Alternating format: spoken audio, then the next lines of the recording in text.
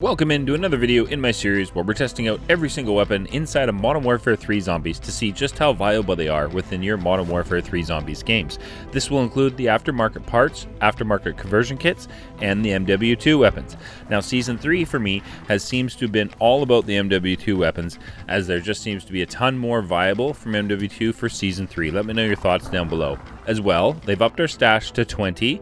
So what is your guys' stash looking like? As you can see here, I'm basically full of legendary MW3 crystals.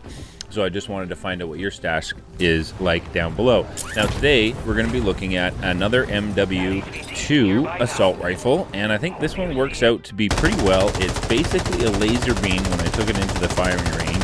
And then when we took it on to the dummies here in the firing range, they have 3 plates on, and I tested it out, and it seems to be very strong. So I wanted to take this one in and see what it can do in all 3 zones, taking out bounties all the way through. And today, we're going to be looking at the M13B assault rifle from MW3 Zombies. So if you guys are new around here and you'd like to find out how Modern Warfare 3 weapons perform inside of Zombies, you're definitely in the right place. Make sure you subscribe, turn on the bell notifications so you don't miss out any future uploads from myself on Modern Warfare 3 Zombies. As well, down below in the description, you will find the link for my stream where I play a ton of custom zombies and other zombie-related games, and I would just absolutely be honored to have you guys come hang out. Now, without further ado, let's get to the M13B assault rifle video today.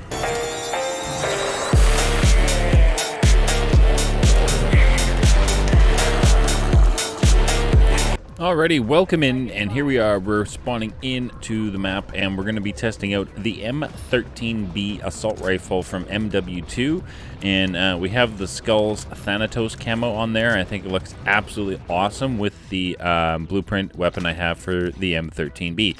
Now, when we do these videos for testing out the weapon, I just want to spawn in and put on perks. We're not going to put on anything to increase for the weapon at all. So no pack-a-punch, no weapon rarity tools, and no ammo mods.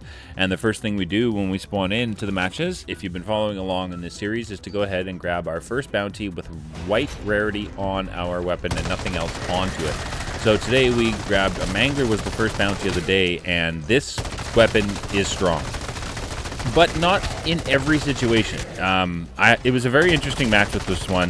For sure you can see the critical damage, dealing with a bounty contract inside of tier 1 and being able to, complete that contract in less than 3 full magazines on a white rarity gun is definitely very strong for sure. So next is off to Pack-a-Punch. Make sure we melee the Pack-a-Punch machine to keep on that awesome camo, and then take the weapon to pack 1. And then it's off to find another bounty contract, and I wanted to see, I already knew this was going to be strong just after that first bounty contract, so I was curious to see just how much stronger it was going to be just pack-a-punch with white rarity inside of tier 1 doing a bounty, and I was definitely right. I mean, that Mimic went down in less than a magazine, which was pretty impressive. Now, I heard you guys talk about wanting me to test weapons without using legendary tools all the time. So what I'm going to be doing is, on my first 2 bounty contracts, if I get a tool that is other than legendary, we're going to use it, and we're going to go test out the weapon to see how it is. So today, we have a Pack-a-Punch with blue rarity, and we're going to go grab another bounty contract inside of tier 1 and see just how viable the M13B is in tier 1 at blue rarity, with no ammo mods, pack-a-punch inside of tier 1, and holy smokes. Number 1, this bounty was in a really bad spot by the brand new Warlord, so I was getting shot by the mercs, and he was firing Molotovs or Mordors at me or whatever. And then I thought I found a zip line to go on to my next bounty, but no, it's the Skybots. They've returned. Why are the Skybots back? I don't like Skybots. They're no bueno. Skybots are no fun. But we took them out just so they didn't deal with any other players who might get shot from them and couldn't figure out where they were. And that Skybot there fell down and continued to shoot me. Like, I don't know what's going on. Anyway, we threw on some Napalm Burst because I wanted to test that now. We have Pack 1. We're rare, blue rarity, and we're going to go into Tier 2 and see how this handles a bounty contract inside Tier 2, Pack 1 at blue rarity.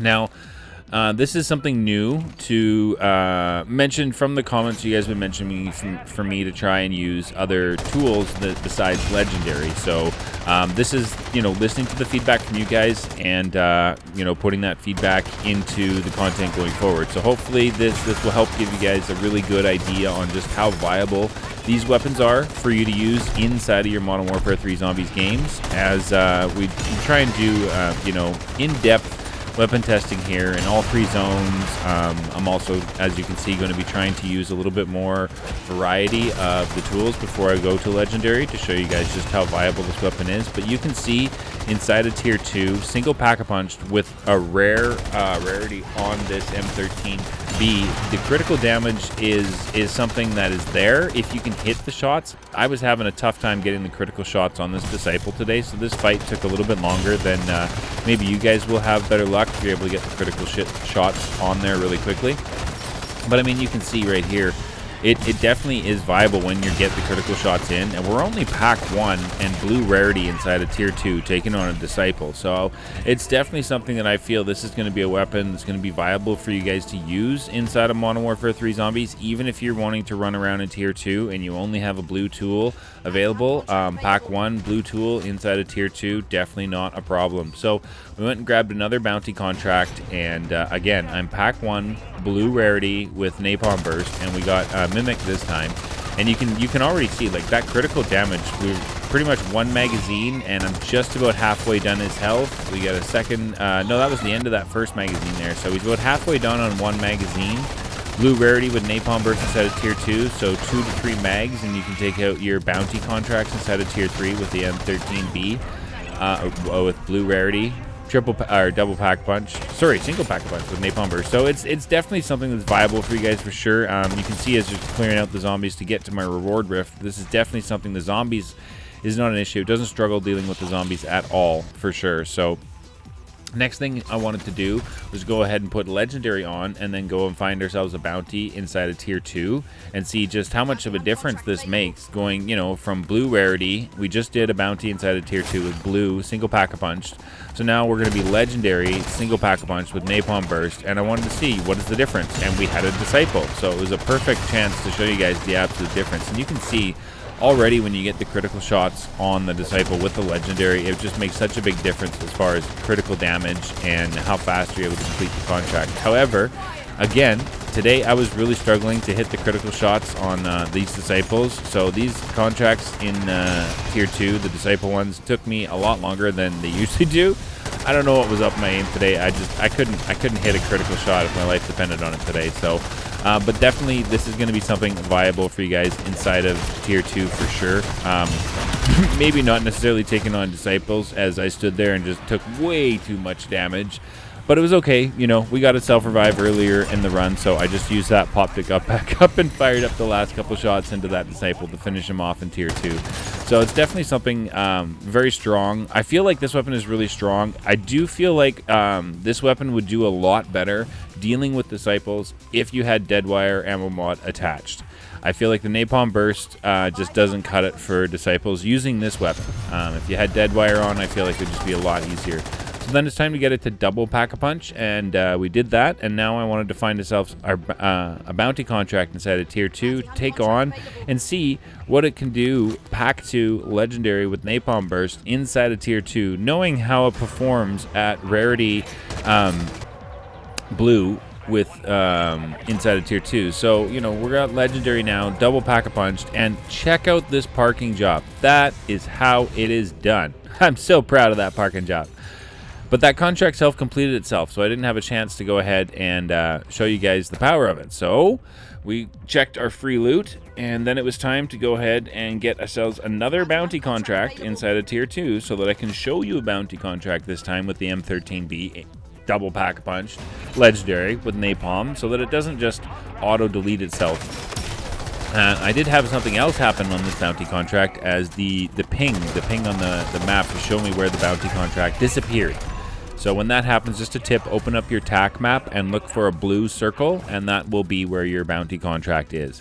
So then it was off to head into Tier 3 and visit the Wonder Fuzz machine and grab the rest of our perks. But before we go off into Tier 3, it's definitely time to throw on Triple Pack Punch with the crystal I brought in today and make sure we're ready for whatever Tier 3 hands us. So we went into the Wonder Fizz machine and got the last of our perks needed, and then it was off to Tier 3 and find ourselves a bounty to see just how this M13B performs inside of Tier 3, dealing with the bounty contract. And just my luck today, the bounty contract I got in Tier 3 was a freaking Disciple. Yay. I hate Disciples. Anyway, I wanted to show you guys the crowd control and just how well this M13B performs inside of Tier 3 when you've got a whole ton of zombies coming at you. You've got your Disciple beefed up zombies coming at you. You've got sprinters coming at you, armored zombies coming at you, dogs exploding at your feet, mega abomination ground things, whatever those things are called, coming at me too, which I didn't figure out. I couldn't see where the mega abomination was that was shooting those guys at me, but they were definitely a part of this fight, and it was very, very annoying. As you can see, I was barely able to get any damage done into the Disciple while all those zombies were here because there was just so much crowd control. But you can see when I get the critical shots, like, holy smokes, I took off just about half his health right there. That was absolutely insane. Like, this M13B maxed out with legendary triple pack and napalm burst is definitely one of the stronger weapons I've used inside this game for sure. Again, it's not going to be up in the OP category as one of the definite top weapons inside MW3 Zombies for sure, no. But is it something that you guys can use inside of MW3? Is it something that is viable for you guys to be used, taking out bounty contracts and HVTs and all the like inside of Tier 3? Definitely, 100%. But like I said, I will not put this as one of the most powerful weapons inside the game, no. Is it definitely one that you can run inside of Tier 3 and be just fine? For sure, definitely. Now it's time to throw on Mags of Holding and see what a difference this will make using this weapon inside of Tier 3. We got ourselves a Mega Abomination finally, but this was just a standard Mega Abomination, and he fired up his laser attack, and look at the damage. Just look at the damage. Holy, we just melted that Mega Abomination right there. Took away just about all of his life, and that was just in about the space it took me to throw one decoy. So, like, holy smokes, it just shreds the Mega Abominations. Just absolutely melts them. Doesn't do so hot against the Disciples, as you guys have seen, but when it comes to Mega Abominations, this absolutely melts for sure. So we got some epic loot. We got a PAP2 crystal to cash out of it, and Napalm Burst, which I didn't bother to pick up because I already had it on. But I wanted to show you guys, like, again, crowd control here with Napalm Burst inside of Tier 3 on the M13B with Triple Pack Punch, legendary. Holy smokes! Like, look at the carnage. It just took out absolutely everything. So the last thing to do before we head out is we got to go visit Zhorde, the Guardian of the Arches. And look at that. He was here. I was so happy. He spawned in and we were ready to go. And then, no, he just disappeared. So I had to disappear and come back to force Zhorde to respawn back in. And I could already tell off the hop, Zhorde was not happy about that at all. He was lasering me from the bridge. Like, he is having no chill today. He's definitely ready to fight. I think he was, maybe he left, his shift was over, and I forced him to come back in and work overtime. And I think Zhorde is like all of us when we get forced to stay overtime at work. It's definitely not something we're happy about, and we're probably going to be pretty crabby when we get home. So, having said that, I had to deal with a crabby Zhorde. You can see, like, he's been super aggressive today. He's, like, standing at the pathway, firing up his laser attacks, trying to chomp me in the head, trying to eat me. Zhorde was not pleased with me today. I think I should have let him be. I should have let him just go today. Let me know what you guys think, but definitely viable, this weapon, for Mega Abominations inside of Tier 3 for sure. It just absolutely melts them, which is absolutely amazing to see. We had a Mangler who tried to sneak around behind us, but again, you can see we were able to just absolutely destroy HVTs inside of Tier 3, aside from the Disciples. I really do feel like if you're running into Disciples a lot with this weapon, you're going to want to try and find Deadwire and put that on to deal with the Disciples. But that was the loot from Zhorde. He gave us a couple sentry turrets, some cash, and the cryo freeze ammo mod, which I didn't need. So that We're inside the last 15 minutes of the match. It was time to get out of exfil, and we made it off and pushed our containment level up a little bit higher. Now, as we always do at the end of the videos, there's the weapon build that I used for today's run. So let's all work together down in the comments to make any changes that you feel are needed so that we can all have an absolutely awesome weapon to run inside of Modern Warfare 3 Zombies. Thank you everybody for tuning in. I really do appreciate it. We'll catch you guys in the next one.